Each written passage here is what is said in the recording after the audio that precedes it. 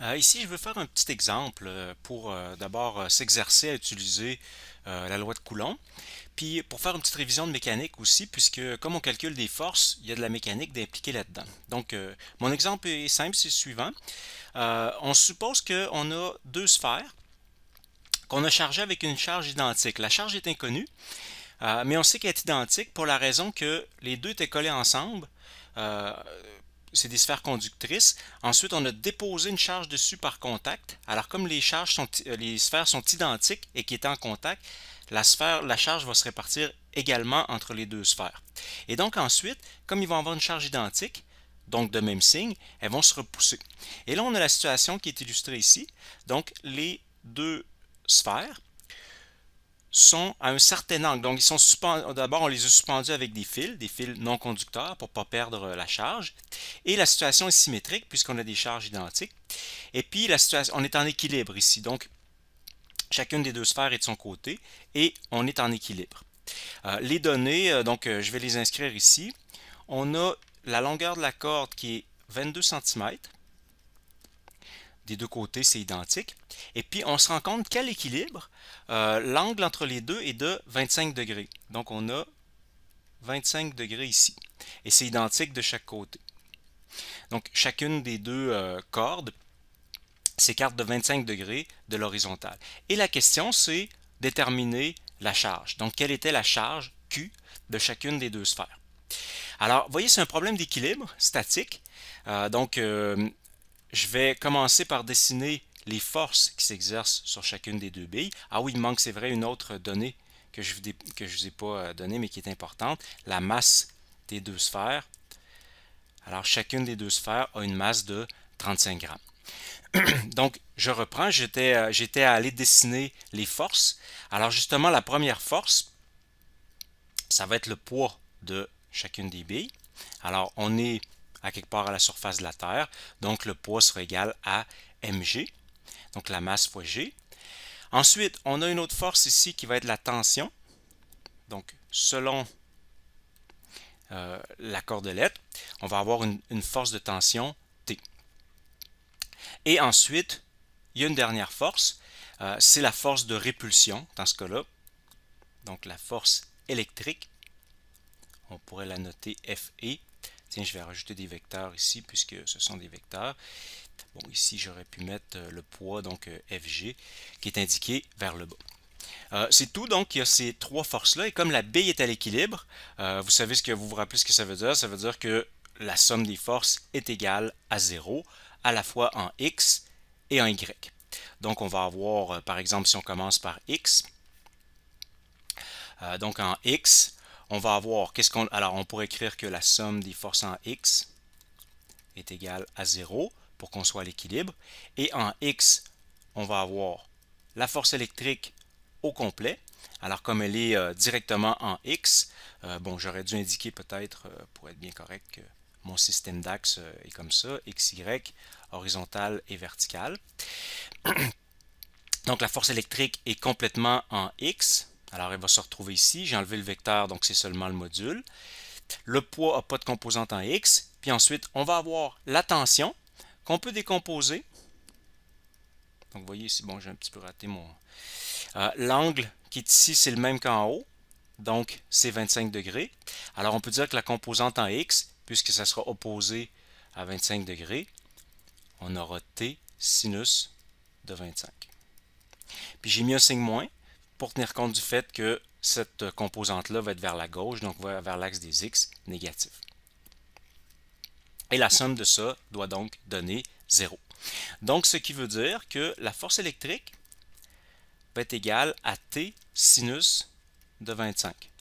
On pourrait aller un petit peu plus loin. Le but, c'était de déterminer les charges. Donc, on peut remplacer la force électrique par la loi de Coulomb. Donc, on va avoir K, Q1, Q2, ça va être Q fois Q, puisque les deux ont la même charge. Donc, Q au carré. Et puis ensuite, ça va être divisé par R carré. Donc, ça va être T sinus de 25. Maintenant, le R, on pourra le déterminer, on va faire ça à côté, en parenthèse, si vous voulez, là, la distance R, on peut la déterminer facilement par trigonométrie. On a la longueur de la tige, pas de la tige, mais de la corde, 22 cm. On a 25 degrés. Donc, on est capable, vous voyez, par trigonométrie, de déterminer la distance. Donc, ça serait quelque chose qu'on va déterminer. Alors, on va se faire un petit peu de place. On va aller ici en bas pour déterminer la distance R, justement. Donc, R, c'est le côté qui est ici. On avait L, 22 cm. Alors, on pourrait dire, en fait, R, c'est, j'aurais plutôt dit, R, c'est la distance totale qui est ici. Donc, ça va être 2 fois l'opposé à 25 degrés, qui est L, sinus de 25 degrés. Donc, on va avoir 2 fois L, qui est 22 cm, donc je vais inscrire en mètres, fois sinus de 25 degrés. Donc, par simple trigonométrie, on peut calculer ça facilement. Donc, je suis en train de le calculer à la calculatrice. Ça donne 0,186 mètres ou 18,6 cm. Donc, 18,6 mètres. Donc, cette distance-là, on pourra la prendre ici tout à l'heure pour le R. Ce qui veut dire qu'il nous reste deux inconnus dans notre équation. Q, la charge qu'on cherche, c'est notre but, et T, la tension. Donc, deux inconnus, on est obligé d'arrêter là. On va donc continuer maintenant avec notre autre équation. Cette fois-ci, on va écrire somme des forces en Y égale 0 pour que ce soit à l'équilibre également. Donc, qu'est-ce qu'on a en Y? On va avoir une composante de la tension, T cosinus de 25, puisque c'est adjacent à 25 degrés. C'est positif vu que c'est vers le haut. Puis ensuite, on va avoir le poids qui lui est négatif puisqu'il est vers le bas. La force électrique n'a pas de composante en Y. Et donc, égale 0. Et ça nous dit donc que T cos de 25 va être égal à mg. Alors, vous voyez maintenant qu'on va pouvoir déterminer la tension puisqu'on a la masse, on a G cos de 25. Alors, on est capable d'aller calculer la tension. Donc, je fais le calcul rapidement. On avait 35 grammes pour la masse. Donc, 0,035 en kilogrammes fois 9,8 divisé par cosinus de 25. Ça va nous donner une tension de 0,378 newton. Donc, 0,378 newton. Donc, ça sera notre tension. Et maintenant, dernière étape, il s'agirait de reprendre ceci dans l'équation en x, qui est en haut, pour ensuite pouvoir déterminer Q. Donc, on revient ici. 9 fois 10 exposé en 9, je suis en train de faire l'équation du haut, pour la constante de Coulomb, fois Q au carré qu'on veut déterminer. La valeur de R, on l'a déterminée à gauche en bas, 0, un petit peu raté mon 8, 186 mètres au carré. Alors, les mètres, c'est bien les bonnes unités pour la distance. Ensuite, la tension, on l'avait déterminée en Y, c'était 0,378 fois sinus de 25 degrés. Donc, il ne nous reste plus que Q à calculer. Comme on a mis les bonnes unités, des newtons pour la force, la distance en mètres, la constante de Coulomb qui est en newton mètre carré par coulomb carré, donc ça va nous donner des coulombs pour la charge. Alors une fois pitonné, on trouve à la calculatrice que la charge est de 7,84 fois 10 exposant moins 7 coulombs. Donc ça sera notre charge. Bon, évidemment, j'ai fait le problème en prenant la charge de droite, mais comme c'est symétrique, c'est identique de l'autre côté, ben, on aurait pu prendre la charge de gauche, ça aurait fonctionné de la même façon, on aurait forcément trouvé la même réponse. Alors, un autre exemple ici pour s'exercer encore avec la loi de Coulomb. La situation est la suivante, on a deux charges qui sont fixes. Donc, on a une charge de moins 9 microcoulombs. Disons qu'on pourrait l'appeler la charge Q1, celle-là. Puis ici, on a un système d'axe qui est représenté. Donc, la charge est fixée à l'origine du système d'axe. On a une deuxième charge ici, 4 microcoulombs, donc une charge positive, l'autre était négative. Celle-là aussi est fixée. Puis elle est fixée à une distance de 1 mètre de l'origine. Donc, on a ici, disons, x égale 1 mètre pour la distance qui est là. Ce sont des charges ponctuelles. Alors, elles sont fixes. La question, c'est, supposons qu'on a une troisième charge, ici, Q3. Celle-là, on va l'appeler Q2. La charge Q3, on peut la placer où on veut. Donc, elle est mobile. Je peux la prendre puis la placer n'importe où dans le plan. Mais la question, c'est à quel endroit je devrais la placer, cette charge-là, pour qu'elle soit à l'équilibre. Donc, je dois trouver à quel endroit je peux mettre la charge. Et si je la mets à cet endroit-là, elle va être à l'équilibre. Elle ne bougera pas puisqu'il y a aucune, la force résultante qui va être exercée dessus va être nulle. Alors là, c'est sûr que cette charge-là, bon, je ne sais pas c'est quoi sa valeur. Je ne sais pas si elle est positive ou négative. Puis, je peux la mettre où je veux. Alors là, c'est un petit peu difficile de s'y retrouver. Il faut d'abord commencer par réfléchir. D'abord, la première chose qu'on peut conclure, c'est que il faut absolument la mettre sur l'axe. Pourquoi? Parce que peu importe où je la mets, si je ne suis pas sur l'axe, supposons que je la mets ici par exemple. Disons que Q3 c'est une charge positive. Elle va être attirée par la charge Q1, donc j'aurai une force comme ça, puis elle sera repoussée par la charge Q2, donc elle serait comme ça. Alors vous voyez que je vais avoir certainement, peu importe la grandeur de ces forces-là, je vais sûrement avoir une composante vers la gauche à quelque part. Ils ne peuvent pas s'annuler. En Y, ça pourrait peut-être s'annuler, mais en X, ça ne pourra certainement pas s'annuler. Donc la résultante va être à quelque part vers la gauche, ou peut-être comme ça, ou peut-être comme ça, mais en tout cas, ça ne pourra certainement pas s'annuler. Si Q est négatif, le raisonnement tient quand même, c'est juste que les deux sont inversés. Si Q est négatif, elle va être repoussée par Q1, comme ceci, mais elle serait attirée par Q2. Alors, vous voyez qu'on a le même problème, sauf que c'est inversé, c'est vers la droite au lieu d'être vers la gauche, mais donc en X, encore une fois, les forces ne peuvent pas s'annuler. Donc, effaçons tout ça. Maintenant, alors, ça serait la même chose si j'étais en bas de l'axe, donc, sauf que les flèches seraient à l'inverse, mais ça serait le même raisonnement. Donc, je conclus de tout ça que la charge Q3 doit forcément être à quelque part sur l'axe des X. Maintenant, où sur l'axe des X? Supposons que je la mets quelque part à gauche ici. Alors, je suppose une charge positive pour Q3, mettons. Donc, elle serait attirée par Q1. Donc, j'aurais une force d'attraction comme ça. Puis, elle serait repoussée par Q2. Donc, comme ça vers la gauche. Donc, j'ai possiblement, ça se pourrait que les deux forces s'annulent. Maintenant, si je suis à gauche ici, je vais être forcément plus proche de Q1 que de Q2. Donc, la force d'attraction entre Q1 et Q3 va être assez intense. En plus, la grandeur de la charge Q1, c'est 9 microcoulombs alors que l'autre, c'est 4. Donc, vous voyez que la force que je pointe ici, là, qui est exercée par Q2, va être beaucoup plus faible que celle qui est exercée par Q1 parce que on est plus loin de Q2.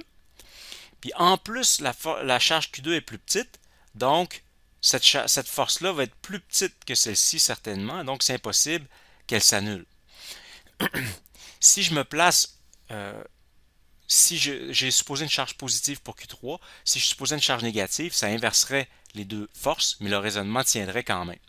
Si je la mets ici à droite Q3, encore une fois, je vais la supposer positive, elle serait repoussée par Q2, attirée par Q1, donc j'ai une possibilité que les deux forces s'annulent.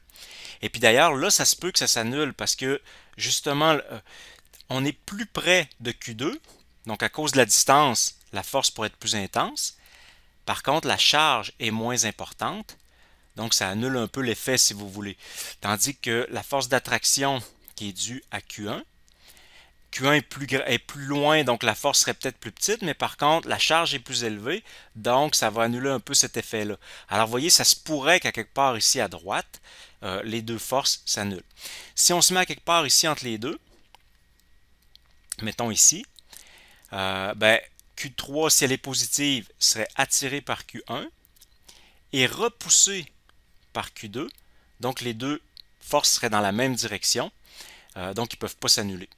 Si Q3 est négatif, c'est la même chose, mais en sens opposé. Donc, si c'est négatif, ça serait repoussé par Q1 puis attiré par Q2, mais encore une fois, les deux forces sont dans le même sens, donc ça ne peut pas s'annuler. Donc, de tout ça, on conclut que La charge ne peut pas être à gauche ici. Elle ne peut pas être à quelque part ici au milieu. Donc, pour que les forces s'annulent, il faut qu'elles soient ici à droite à quelque part. Donc, il faut faire ce raisonnement-là préalablement à pouvoir appliquer les équations mathématiques. Une fois que c'est fait, ben là, on va se mettre une distance. Donc, mettons que j'appelle D la distance entre la charge Q3 que je vais placer. C'est mon inconnu en fait. D, je veux savoir où je vais placer la charge. Donc, la distance entre ça et l'origine. Ici, j'ai Q3. Alors, pour que tout ça soit à l'équilibre, il faut que la somme des forces en X donne 0. En Y, on s'en est déjà occupé en plaçant la charge sur l'axe. Donc, j'ai écrit ici F3,1. C'était la force d'attraction que la charge numéro 1 exerçait sur la charge numéro 3. F3,2 ici, donc la force de répulsion que la charge 2 exerçait sur la charge 3. En faisant ça, j'ai supposé une charge positive, mais en fait, si je supposais une charge négative, les deux forces seraient simplement inversées de sens. Ils s'opposeraient encore, donc le raisonnement serait quand même le même. Donc ici, je pourrais écrire que F3,2 moins F3,1 égale 0. En fait, il faut donc que les deux modules des deux forces soient identiques. Alors, si on remplace par la formule de Coulomb, on va avoir K, Q2, Q3 ou Q3, Q2, ça n'a pas d'importance, sur R23 au carré. R23, c'est la distance entre la charge 2 et la charge 3.